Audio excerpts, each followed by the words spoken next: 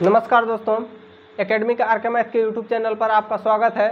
और आज हम लोग औसत का अगला टाइप पढ़ेंगे क्वेश्चन का। देखिए यहाँ पे पहला क्वेश्चन दिया हुआ है, हमको कह रहा है एक कक्षा में 40 लड़कों में से 30 लड़कों का औसत भार कितना है, 60 किलोग्राम है। कितने लड़कों का, 30 लड़कों का।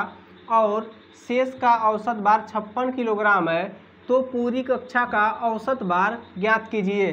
देखिए यहाँ पे टोटल कितने लड़के हैं, 40 लड़के हैं। कह रहा है 30 लड़कों का औसत भार 60 किलोग्राम है। तो हम इनका क्या करेंगे, औसत भार का यहाँ पे दिया हुआ है हमको, तो औसत भार दिया हुआ है तो हम इनका टोटल भार निकालेंगे। कुल भार का मतलब सभी लड़कों के भार का योग निकालेंगे।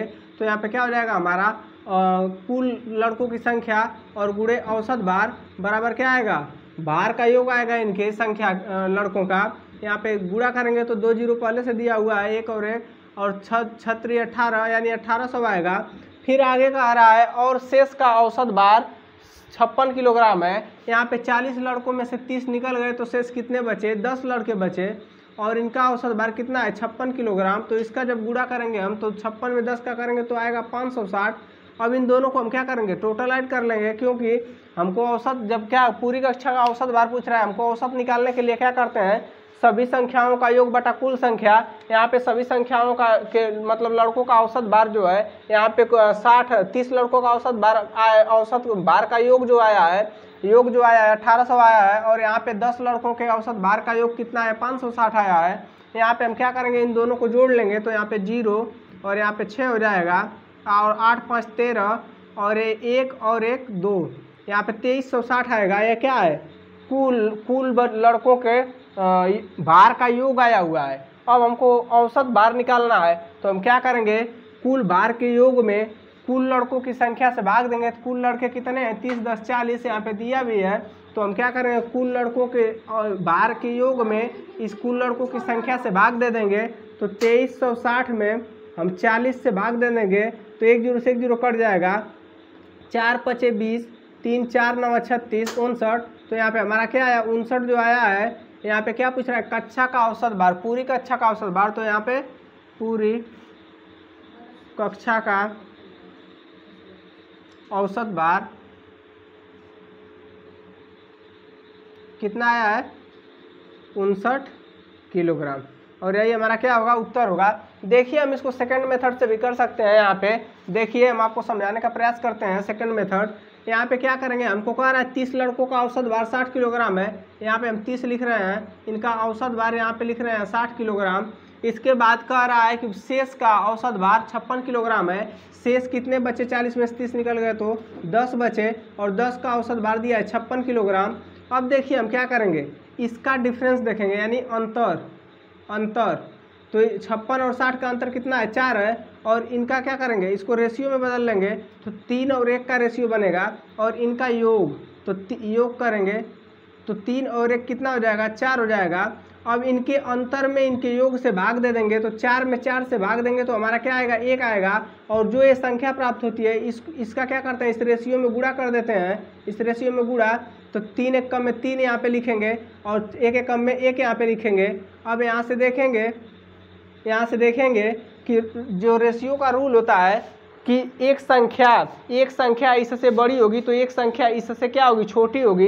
तो 60 में से कितना में से माइनस करेंगे, 60 की 1 आएगा। यदि हम यहाँ पे 59 रखें तो 59 में से 1 माइनस करेंगे तो 60 में से 1 माइनस 59 करेंगे माइनस, तो यहाँ पे क्या आएगा, 1 आएगा।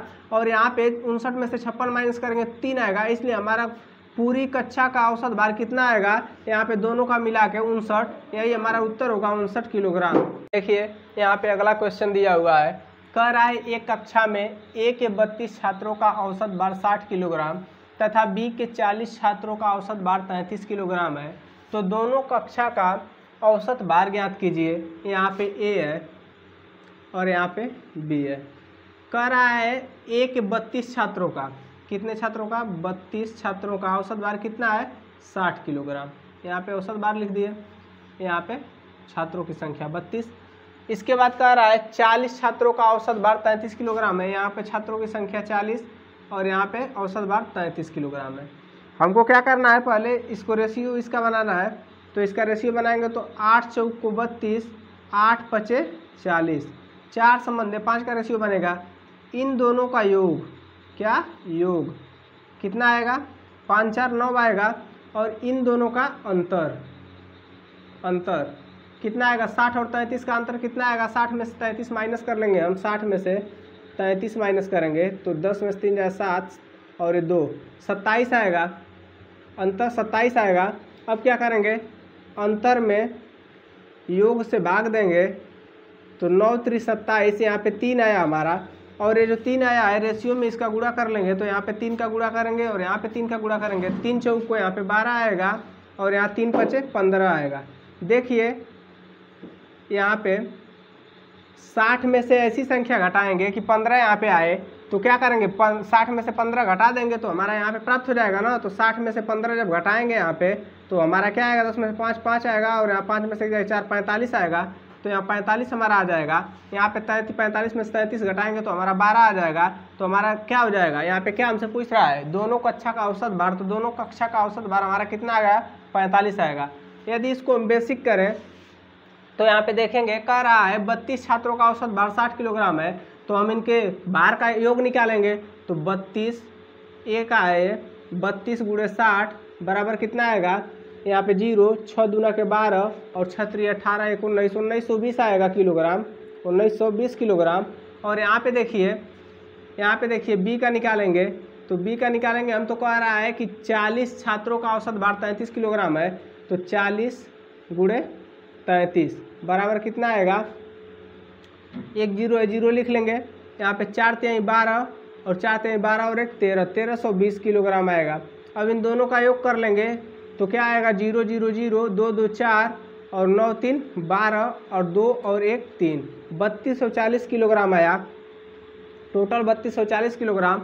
अब कह रहा है यहाँ पे ए और बी के दोनों का कितना है, दोनों का मिलाकर कितना है, छात्र कितने हैं दोनों का मिलाकर। तो 32 और 40 को ऐड करेंगे, 40 और 30 70 2 72, यानी टोटल कितने हैं 72 छात्र हैं। इन कुल छात्रों की संख्या से इसमें भाग दे देंगे तो 32 और 40 में जब हम भाग देंगे 72 से तो इसको काटेंगे 8 9 72, 8 चौक को 32 और 8 पचे 40, 0 बढ़ा देंगे, यहाँ पे एक अंक पे भाग नहीं जाएगी। तो यहाँ पे हमारा आ गया 405, इसमें 9 से भाग करेंगे हम तो 9 चौक को 36 और 4 40, यहाँ 45 होगा, 9 पचे 45, तो यहाँ भी आ गया 45 किलोग्राम। तो इतना कैलकुलेशन करने से अच्छा है आप सीधे सीधे मान रखेंगे और इसको रेशियो में चेंज कर लेंगे और रेशियो का योग और इन दोनों औसत भारों का अंतर निकाल के अंतर में योग से आप भाग दे देंगे, जो हमारा प्राप्त होगा भागफल उससे रेशियो में गुणा करके ऊपर लिखेंगे और जो आएगा गुणा करने के बाद इसमें से इसको घटा देंगे तो बीच वाली संख्या हमको प्राप्त हो जाएगी, यानी दोनों कक्षा का औसत भार हमको प्राप्त हो जाएगा और ये क्या आएगा 45 किलोग्राम और यही हमारा क्या होगा उत्तर होगा। देखिए यहाँ पे अगला क्वेश्चन दिया हुआ है, कह रहा है 15 व्यक्तियों की औसत आमदनी 65 रुपये है। यदि 60 रुपये औसत आमदनी वाले 10 व्यक्तियों को हटा दिया जाए, 10 व्यक्तियों को क्या कर रहा है हटा रहा है, तो शेष व्यक्तियों की औसत आमदनी ज्ञात कीजिए। यहाँ पे देखिए 15 व्यक्तियों की औसत आमदनी कितना दिया है 65 रुपये। तो इनका कुल आमदनी का योग निकाल लेंगे तो 15 पचे 75 हासिल 7, 15 छक्का 90 और 7 97 975 रुपये। 15 व्यक्तियों की औसत आमदनी का योग कितना है 975 रुपया। फिर कह रहा है 10 व्यक्तियों को हटा दिया जाता है, इनकी औसत आमदनी कितनी है 60 रुपये। तो 10 व्यक्तियों की औसत आमदनी कितनी है 60 रुपये, तो उनके आमदनी का योग कितना होगा 1 0 2 0 6 कम 6 600 रुपये। अब देखिए कह रहा है 10 व्यक्तियों को हटा दिया जाए तो शेष व्यक्तियों की औसत आमदनी ज्ञात कीजिए। तो यहाँ पे हम क्या कर रहे हैं 10 व्यक्तियों को हटा रहे हैं ना इनको, तो 15 में से 10 व्यक्तियों को यदि हम हटा देंगे यानी अंतर इसका निकालेंगे हम तो कितना आएगा हमारा 5 आएगा। और यहाँ पे 600 रुपये लेके निकलेंगे सब, क्योंकि इन 10 लोगों की औसत आमदनी का योग 600 रुपये है। तो 975 में से 600 माइनस करेंगे तो यहाँ 5 आएगा और यहाँ 7 आएगा, यहाँ 9 में से 6 जाएगा 3 आएगा, 375 रुपये। तो टोटल जो बचे हैं 5 व्यक्ति, ये 5 व्यक्ति बचे हुए हैं जो इनकी औसत आमदनी, इनकी आमदनी का योग कितना है 375 रुपये। तो इनकी औसत आमदनी ज्ञात करना है कि शेष व्यक्तियों की औसत आमदनी। तो औसत आमदनी के लिए कुल आमदनी के योग में कुल व्यक्तियों की संख्या से भाग दे देंगे तो यहाँ पे हमारा 375 कुल आमदनी का योग है, और इसमें व्यक्ति कितने हैं 5, ये 5 लोगों के आमदनी का योग है, तो 5 से भाग दे देंगे तो हमको औसत आमदनी प्राप्त हो जाएगी। तो यहाँ पे क्या करेंगे 5 सते 35 और 2 37 5 पचे 25 यानी 75 रुपये। 5 लोगों की औसत आमदनी यानी 30 लोगों की औसत आमदनी कितनी आएगी 75 रुपये। देखिए यहाँ पे क्वेश्चन दिया हुआ है 5 संख्याओं का औसत 140 है, यदि उनमें से एक संख्या हटा दिया जाए तो शेष 4 का औसत 130 हो जाता है, तो हटाई गई संख्या ज्ञात कीजिए। यहाँ पे हम क्या करेंगे, यहाँ पे औसत दिया हुआ है, इन संख्याओं का हम योग निकालेंगे। तो 5 संख्याओं का औसत 140 है यहाँ पे, तो हम इनका योग निकाल लेंगे। तो 5 संख्याओं का औसत 140 है, तो योग निकालेंगे तो कितना आएगा 140 गुणे 5।